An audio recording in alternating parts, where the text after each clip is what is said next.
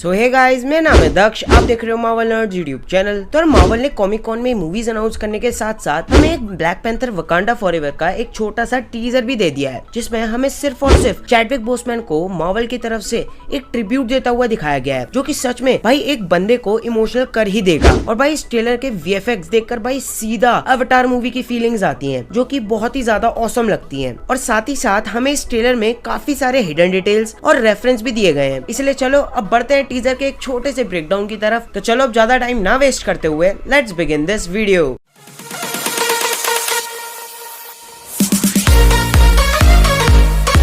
तो यार सबसे पहले बात कर लेते हैं टीजर के बैकग्राउंड म्यूजिक के बारे में, जो कि प्ले करा गया है बॉब मार्ली का no woman no cry music, जो कि लिटरली टीजर के हर एक सीन को इमोशनल कर देता है। जिसके बाद फर्स्ट शॉट में ही हमें नाकिया दिखाई जाती है, एंड अगर आप नाकिया के पीछे ध्यान डालोगे तो हमें एक पिरामिड भी दिखाया जाता है, जो कि होता है मायन पिरामिड। एंड इफ आपको मायन सिविलाइजेशन के बारे में पता हो तो ये एक एंशिएंट सिविलाइजेशन हुआ करता था मैक्सिको के रीजन के अंदर, एंड काफी सारे ऐसे एंशिएंट पिरामिड अभी भी उस लोकेशन पर मिलते हैं। देन आगे के शॉट्स में हमें रमोंडा दिखाई जाती है वकांडा के थ्रोन पे, एंड जब अब टिचाला नहीं रहा तो थ्रोन पे किसी को तो बैठना ही था, इसलिए रमोंडा वो जगह ले लेती है। और सिंस जब तक कोई नया ब्लैक पैंथर नहीं बनता तब तक वकांडा की क्वीन वही रहेगी। और जैसे कि हमें टीजर के एंड में दिखाया जाता है, मूवी के एंड तक हमें अपना नया ब्लैक पैंथर मिल ही जाएगा और रमोंडा अपनी सीट उसे दे देगी। एंड इसी शॉट में अगर आप नजर डालोगे वकांडा के थ्रोन पर, तो वहाँ वकांडा लैंग्वेज में वकांडा के टेक्स्ट में कुछ लिखा होता है, जहाँ पर थ्रोन के लेफ्ट तरफ लिखा होता है विजडम और राइट साइड लिखा होता है लॉयलिटी। और अगर आपको भी ये लैंग्वेज सीखनी हो तो ये रहे सारे वकांडा के लैंग्वेज के सारे अल्फाबेट, तो वीडियो देखकर पढ़ने बैठ जाना। फिर आगे के कुछ सीन्स में हमें कुछ लोग व्हाइट कपड़ों में डांस करते हुए दिखाए जाते हैं, जो कि मोस्ट प्रोबेबली ये सीन हमें मूवी में टचाला का फ्यूनरल दिखाया जाएगा, जहाँ पर सब लोग उसे एक बहुत प्यारा सा ट्रिब्यूट दे रहे हैं। और अब यहाँ पर ये मत सोच लेना कि यहाँ पर ये लोग यहाँ पर डांस करके टचाला की मौत पर नाच रहे हैं, बल्कि ये लोग यहाँ पर डांस इसलिए कर रहे हैं क्योंकि ये उनके वहाँ का एक कल्चर है, जिसमें मरे हुए लोगों को ऐसे ही श्रद्धांजलि दी जाती है और उनकी डेथ पर डांस किया जाता है कि अब वो लोग एक बेटर प्लेस पे चले गए हैं और वहाँ सुकून से रह रहे हैं। जिसके बाद आगे के कुछ सीन्स में हमें वकांडा का थ्रोन रूम दिखाया जाता है, जो कि काफी ज्यादा इम्पोर्टेंट है। जिसमें अगर बात करें इस शॉट की, टीजर से पहले इसी सीन का एक सेट फोटो भी रिलीज किया गया था, जिसमें हमें इस शॉट की काफी सारी डिटेल्स बताई गई थी। जिसमें हमें सबसे पहले बताया जाता है कि हर एक डोरा मिलाजी और उनके पीछे का सिंबल जो है वो वकांडा के हर एक ट्राइब्स को रिप्रेजेंट करता है। जैसे कि पहले वाली है Jabari tribe, merchant tribe, golden tribe और बॉर्डर ट्राइब। और बस इतना ही नहीं, मूवी में हमें river tribe, kings guard, royal family और डोरा मिलाजी के भी कई सारे सिंबल्स देखने को मिलेंगे। और अगर नजर डालें इन वकांडियन टेक्स्ट पे, तो भाई मैंने आपको यहाँ पर अल्फाबेट्स बताए थे, आप एक बार खुद कोशिश करना। जहाँ पर लिखा है in power, T'Challa, our hero and honour forever. Then आगे हमें रमोंडा दिखाई जाती है, वो भी किसी एक बीच पर, जो कि मोस्ट प्रोबेबली बीच उसी लोकेशन पर होगा जहाँ पर हमें फर्स्ट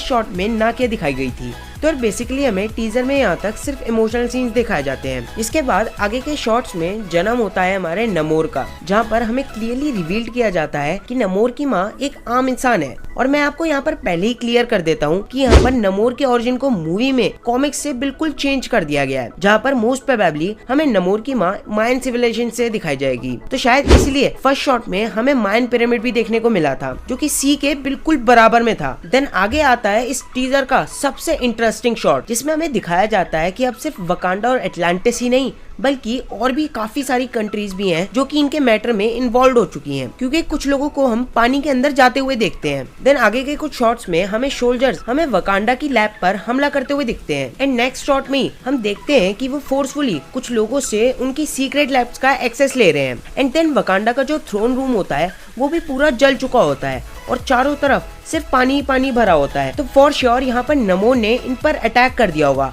और जहाँ पर हमें सिर्फ शूरी खड़ी हुई दिखती है, और यहाँ पर मार्वल वालों ने किसी बंदे को एडिट कर हाइड कर दिया है। देन आगे हमें फर्स्ट शॉट मिलता है रिरी विलियम्स का, जिसकी फ्यूचर में हमें डिज्नी प्लस हॉटस्टार पर आयरन हार्ट सीरीज दिखने वाली है। देन आगे के सीन्स में रिरी हमें वैसे ही दिखाई जाती है जैसे कि टोनी हमें पहली बार अपना फर्स्ट आर्मर बनाता हुआ दिखता है। और अगर देखा जाए तो रिरी के साथ वकांडा भी इन्वॉल्व है, तो रिरी का आर्मर भी वाइब्रेनियम से ही बना होगा। और अगर आपने यहाँ ध्यान दिया हो तो यहाँ पर रिरी ने मेटल से एक हार्ट शेप का पार्ट कट किया है, जो कि आयरन हार्ट को रिप्रेजेंट करता है। देन आगे के कुछ सीन्स में हमें एक घर जलता हुआ दिखाया जाता है, जिसके आगे हमें नमोर खड़ा हुआ दिखता है, जो कि मुझे लगता है कि मोस्ट प्रोबेबली ये घर नमोर की माँ का होगा। और वो उसमें जलकर मर गई होगी, जिसको देखने के बाद से नमोर ने ये ठान लिया होगा कि उसकी माँ का बदला वो लेकर रहेगा। और इसी सीन में अगर आप नजर डालोगे तो यहाँ पर हमें एटलांटिस में रहने वाले कुछ लोग भी दिखाए जाते हैं, जिसमें से एक ने यहाँ पर अपने मुंह पे कुछ मास्क टाइप का पहन रखा होता है, जो कि मोस्ट प्रोबेबली उन्हें पानी से बाहर सांस लेने में मदद करता होगा, क्योंकि नमोर तो ऐसा कुछ पहनता नहीं, क्योंकि वो एक इंसान और एटलांटियन का मिक्सचर है, तो वो पानी के बाहर भी पानी के अंदर भी सांस ले सकता है। देन आगे हमें फर्स्ट शॉट दिखाया जाता है हमारे नमोर का, जो कि मोस्ट प्रोबेबली मेरे को लगता है कि अपने लोगों के साथ मिलकर वो वकांडा पर ही हमला करने जा रहा होगा। देन आगे हमें रामोंडा एक यूएन मीटिंग में जाते हुए दिखती है,